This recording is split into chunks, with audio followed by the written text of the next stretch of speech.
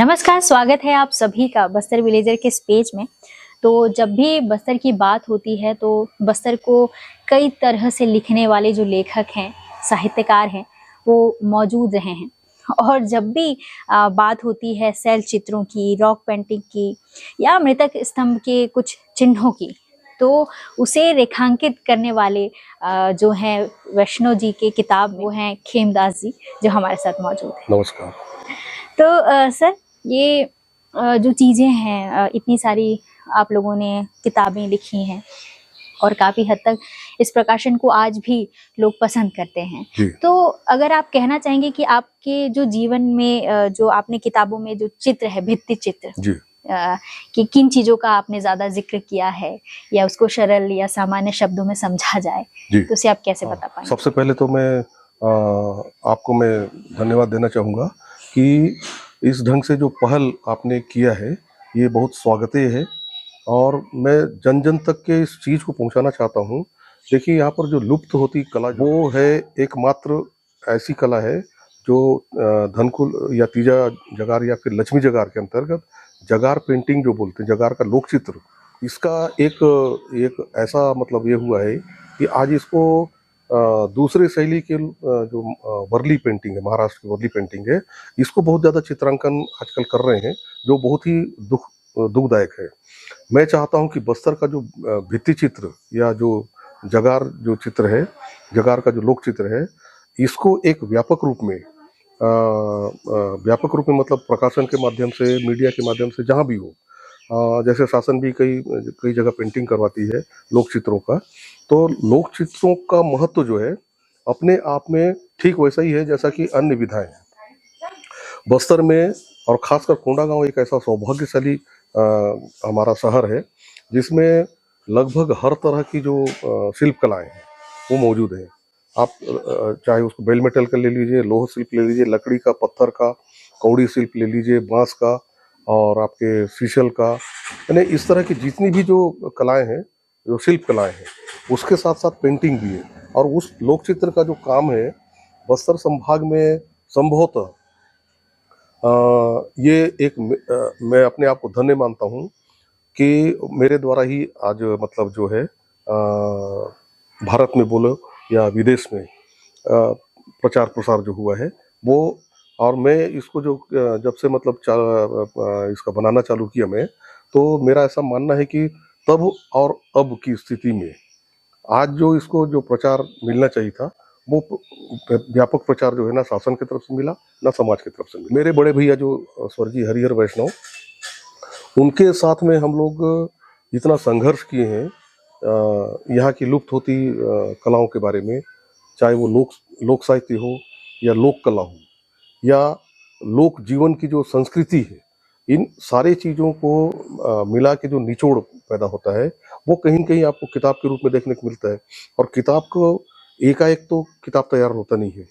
किताब के लिए आपको बहुत सारे तथ्य जुटाने होते हैं, वो उसमें कहीं विवाद की स्थिति ना आए, ये सारी चीज़ों को देखते हुए जो है जो तथ्यों को मतलब परख के और अच्छी तरीके से उसको नाप तोल के जिसमें खरा उतरे और वो चीज़ प्रकाशित हो और जन जन तक पहुंच सके। आज जिस दौर पे हम खड़े हैं, साहित्य को या किताबों को लिखने के लिए बहुत रिसर्च की जरूरत होती है, क्योंकि कहीं ना कहीं चीजें लुप्त भी हो गई हैं। वैष्णव जी ने, हरिहर वैष्णव जी ने कई किताबें लिखी, लोक कथा के ऊपर लिखा। सबसे ज्यादा जगार की जो बात है वो कहीं ना कहीं हरिहर वैष्णव, कहीं पर भी जगार का जहाँ जिक्र होता है वो सबसे पहले हरिहर वैष्णव जी का नाम आता है। तो जगार में धनकुल का भी जिक्र है। तो सर, मैं आपसे जो धनकुल है उसके क्या है धनकुल, उसमें जो गीत के बोल होते हैं वो क्या है, सब बता दीजिए। सबसे पहले तो देखिए, धनकुल शब्द जो है वो दो वस्तुओं से मिल के बना हुआ है।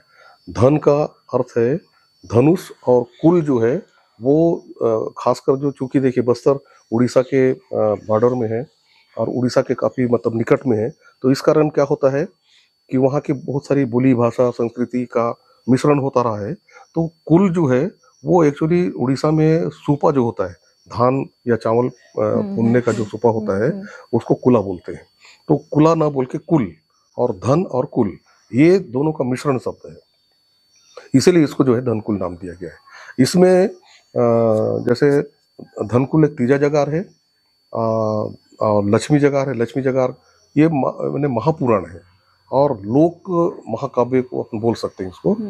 और जैसे इसी प्रकार से बाली जगार और आठे जगार है। विशेष रूप से धान कटाई के बाद लक्ष्मी जगार होता है, और ये जो अभी सावन भादों का जो महीना आएगा इसमें होता है तीजा जगार, धनकुल तीजा जगार। ये इसका पुराण है शिव पार्वती के ऊपर है, और लक्ष्मी जगार का है वो विष्णु और लक्ष्मी के ऊपर है।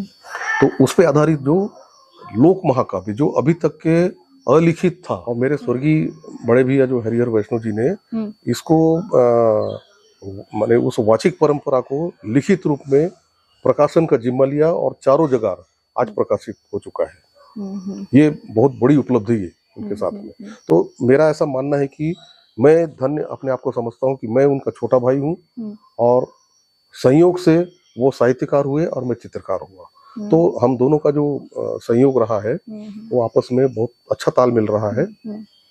और कभी भी जब डिस्कशन भी होता था किसी किताब के बारे में, तो मैं धनकुल के बारे में जैसे बताना चाहूँगा। यहाँ पर सोन सिंह पुजारी जो अन्यतम कवि हुए हैं भतरी बोली पर, उनके द्वारा एक लिखित में उनके द्वारा रचित एक गीत है जो धनकुल बेस पे है। वो मैं आप बोलेंगे तो मैं उसको गुनगुना सकता हूँ। Please please. वो एक उसका संदर्भ बता देता हूँ पहले। एक इंद्रावती जो बस्तर की जीवनदायिनी नदी है, उसके ऊपर बहुत सारे साहित्यकार, बहुत सारे कलाकार यहाँ पर हम लोग जुटे, और उसके ऊपर एक किताब निकालने को। तो किताब का शीर्षक क्या रखा जाए, तो सबके मन में आया इंद्रावती। तो बोले बहुत बढ़िया है, तो बस इसी पे मैं एक गीत लिख देता हूँ। तो उस पे लिखे हैं, उसका ये बेस जो है वो धनकुल वाद्य जो वो बेस है, मैं उसको गुनगुना रहा हूँ। और ये पुजारी साहब का, सोन सिंह पुजारी साहब का लिखा हुआ है। आज वो भी स्वर्गवासी हो चुके हैं, लेकिन अजर अमर साहित्य या कला के द्वारा ही अजर अमर होता है व्यक्ति।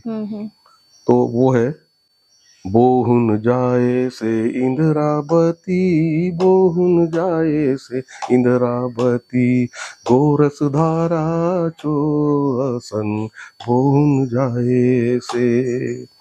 माए भले मैं इंद्रावती, आया भले मैं इंद्रावती, गोरस धारा चोअसन बोहुन जाए से, बोहुन जाए से इंद्रावती, बोहुन जाए से इंद्रावती। ये उनका लिखा हुआ गीत है। इसमें और अंतरे हैं, लेकिन इसमें जो सारी जो एक क्या बोलना चाहिए उसके ऊपर लिखते हैं महात्म्य, जिस विषय या जिस वस्तु या जिस पुरातन चीजों को लिखते हैं उसको उस विषय का एक महान महात्म्य बोलते हैं, उसके बारे में ही जानकारी रहती। तो इंद्रावती को उन्होंने गोरस धारा, गोरस धारा मैंने समझ गई ना, मैंने दूध की धारा की तरह बहती है और जीवनदायिनी। तो बहुत अच्छा उनका वो रचना है। इस टाइप से वो आपके जो किताबें हैं, किताबों में आपकी जो चित्र शैली है, जो कि आप बताते हैं कि वो भित्ति चित्र है, क्या आपने इसे कहीं सीखा या उसके बाद आपने क्या है शुरुआत की? इसके पीछे का इतिहास क्या है? हाँ, इसके पीछे मैंने बहुत ही रोचक जानकारी मैं बताना चाहूंगा आपको। हम लोग जगदलपुर में रह रहे थे उस समय, तो हमेशा हम लोग को जो है सरकारी घर मिला करता था। पिताजी हमारे यहाँ वन विभाग में थे, और वन विभाग में होने के कारण में बहुत कुछ शहर का जो वो था, भले वन विभाग कहलाता था यानी, लेकिन चूंकि ये ऑफिशियल वर्क में थे, इसीलिए फील्ड वर्क होता तो गांव में जाना पड़ता। तो हम लोग शहरी टच में थे, तो जगदलपुर के शहर में हम लोग रहते थे।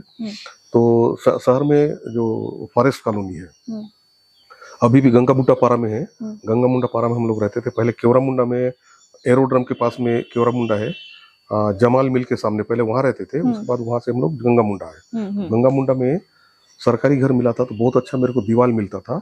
तो उस समय स्याही की टिकिया मिलती थी, लाल कलर, हरा कलर और नीला कलर। और काला कलर भी मिलता था, लेकिन काला कलर का उपयोग बहुत कम करते थे, लेकिन मैं भी खरीद लेता था। और दूसरा क्या होता था, गेरू मिट्टी और पीला छुई, है ना। ये सब चीज को मिश्रण करके मैं क्या दीवार में चित्र बना देता। बालमन था तो चित्र बना दिया करता था। तो क्या है, मेरे यहाँ माँ जो है वो गांव की महिला थी, उसको लगता था लिपाई पोताई वाला दीवार में मेरा बेटा रंग दिया तो पिटाई भी पड़ता था। अच्छा। तो पिटाई पड़ता था।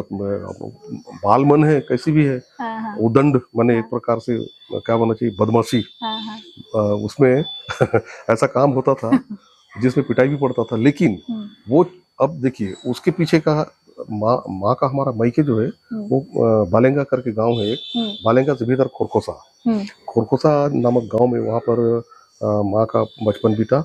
और पूरी तरह से मेरे यहाँ माँ पढ़ी लिखी बिल्कुल भी नहीं थी, लेकिन लोक संस्कृति का जैसे लोक रंग है जिसको बोलना चाहिए आपका, जैसे खेल गीत है, विवाह गीत है ना, कई तरह के जो गीत हैं और कई तरह की जो संस्कृति है फैली हुई, सब की वो इतना मर्मज्ञ थी। वो जगार भी गाती थी वो। अच्छा। उनकी सहेलियां, हाँ। उनकी जो मैंने बचपन की जो सहेलियां थी, हाँ। वो तो जाना हुआ 25 दिन की छुट्टी हमारी हुई, हाँ। शीतकालीन छुट्टी, तो हम लोग का जाना हुआ गाँव। तो लक्ष्मी जगार वाले जो उनके गुरु माए लोग हैं, तो गुरु माए लोग से माँ की दोस्ती थी। तो माँ बोली हमारे यहाँ लक्ष्मी जगार चल रहा था उस समय, गुड़ी में सामूहिक रूप से आयोजन था। लेकिन चूंकि वो हो सकता है कि ये स्टेज में आने का एक सीढ़ी रहा होगा, ऐसा मैं मानता हूँ। तो हमेशा लगे रहता था मैं, मेरे भाई बहन अलग रहते थे, लेकिन मैं चूंकि माँ के पीछे ही लगे रहता था हमेशा। वो मेरे को गुड़ी में लेके गई और गुड़ी में ले जाकर बताई कि बोले मेरा लड़का अच्छा पेंटिंग करता है रे। हाँ। माने ये उनके अपने सखी सहेली की भाषा है ना। मेरा लड़का भी अच्छा पेंटिंग करता है रे, तो थोड़ा इसको कुछ बताओ। हाँ। यह पेंटिंग करेगा। हाँ। जगार चल रहा है देखिए। हाँ। और गुरु माई लोग बैठे हैं। हाँ। तो हाँ क्यों नहीं, हाँ। बढ़िया है। हाँ। अच्छा है, कम से कम यही बहाना सीखने भी होगा इसको, कुछ जानेगा भी इसके बारे में। तो वो मेरा पहला चित्र जो था देवगुड़ी में बना है, खोरकोसा में। अच्छा। सबसे पहला चित्र जगार के समय, जगार चल रहा है, आयोजन चल रहा है, गुरुमाएं लोग बैठ के धनकुल कर रही हैं, है ना, इधर बाजा मोहरी वाले बैठे हैं, गांव वाले बैठे हैं। हाँ। और मुझे दीवार जो मिला, हाँ। वो कम से कम था 10 फीट लंबा। हाँ। और तकरीबन 6 से 7 फीट हाइट। तो आपने लाइव चित्र बनाया था, वो चल रहा था। हाँ। और आपने लाइव चित्र लाइव बनाया मैं। आपने वो कौन से सन में किया था? वो है शायद है 1967 की बात है। 67 की बात है। तो वहाँ हम लोग जो है लाइव, वो भी क्या है, रंग देखिए, रंगों का ज्ञान मुझे नहीं था। वही स्याही की टिकिया, मैं बताया स्याही की टिकिया मिल जाती है। तो कई लोग आलता लेके आए, ये जो पैर में महावर लगाते हैं, वो महावर से। और उन्होंने कहा कि सेमी पत्ते का रंग, सेमी पत्ते का जो रस निकलता है उसका भी अच्छा रस निकलता है। तो कुछ लोग जुट गए। माने सीजन था, सेम का सीजन था। अभी तो हर मौसम में सब्जी, हर सब्जी मिल जाता है, लेकिन पर्टिकुलर उस समय ऐसा था कि ठंड के समय ही सेमी, लौकी जो भी मिलता था, तो सेम पत्ता बहुत सारा इकट्ठा किए और उसमें रस निकाले। अब चूंकि मुझे ब्रश का भी ज्ञान नहीं था, मैं तो कुची से, ये बांस की कुची है और एक छिंद काड़ी होता है, छिंद का जो पौधा होता है उसको ब्रश नुमा बना के रस्सी धागा या कुछ भी बांध के उसे ब्रश नुमा जो है वो, उससे मैं काम करता था। और वो लाइव करके मैं दिखाया। तो गुरुमाए लोग का निर्देशन चला, बोले बेटा ये फलना जगह एक आसन बनाए बाराए। हाँ। भत्री बोल रही है, ये के ए लगे आसन बनाए बाराए, एथाने आसन बनाए बाराए, ऐसा बोल के मैं भत्री भाषा में जो है, हाँ, भत्री बोली में, हाँ, वो लोग डायरेक्ट, क्योंकि भत्री उधर ज्यादा प्रचलित है, भत्री बोली। हाँ। आप जिस गांव से बिलोंग करते हैं उस लेकिन भत्री बोली मैं बहुत कम बोल पाता हूँ, समझता पूरा हूँ। हाँ। मैं हल्बी जो है, हाँ। हल्बी मैं पूरा बोल सकता हूँ। हल्बी चूंकि हम लोग का परिवेश हल्बी रहा है कोंडा गांव में, और वहाँ बहुत कम रहना था। 25 दिन। लेकिन वैष्णव जी की जो भत्री और हल्बी में बहुत अच्छी कमांड की, क्योंकि उनकी किताबों में भत्री भी बहुत बखूबी लिखा है। बहुत, क्योंकि देखिए लिखना हो, कोई भी चीज को लिखना हो तो उसमें क्या होता है, आप सारे तथ्यों को मानक पैमाने पे, आपको जो पैमाना है उसको आपको देखना पड़ेगा कि वास्तव में है क्या चीज ये, कहीं गलत तो नहीं लिखा। तो उसके लिए वो शोध भी करते थे, पूछते थे, उसके बाद वो लिखते थे।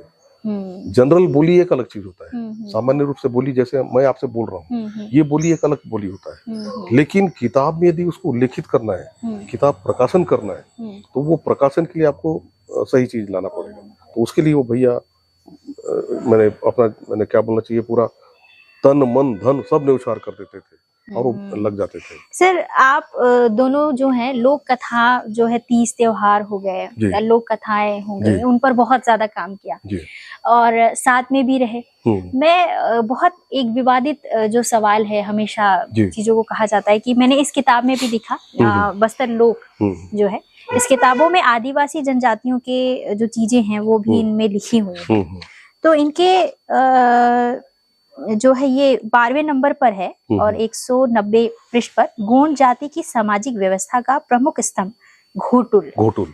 हाँ। तो ये जो घ का जो स्पर्श है मैंने सभी किताबों में देखा। जी, जी। लेकिन जब मैंने डिजिटल मीडिया की दुनिया में गई और मैंने शॉर्ट वीडियो बनाना शुरू किया तो मैंने भी यही जो है उच्चारण किया घोटुल। घोटुल। तो उसमें मुझे कई आदिवासी समाज के जो लोग हैं इस पर मतलब आपत्ति उठाई कि ये घ नहीं है, ग है, गोटुल है। तो आप इस तरीके की गलत इंफॉर्मेशन ना फैलाएं। लेकिन मैं जब बहुत सारी किताब, ये वैष्णव जी तो काफी अंदरूनी स्तर पर भी काम किए हैं, वैसे जो भी आया होगा रिसर्च करके लिखा होगा, तो मैं इसका भेद मतलब क्या है ये सही, ये आपसे जानना चाहूंगी।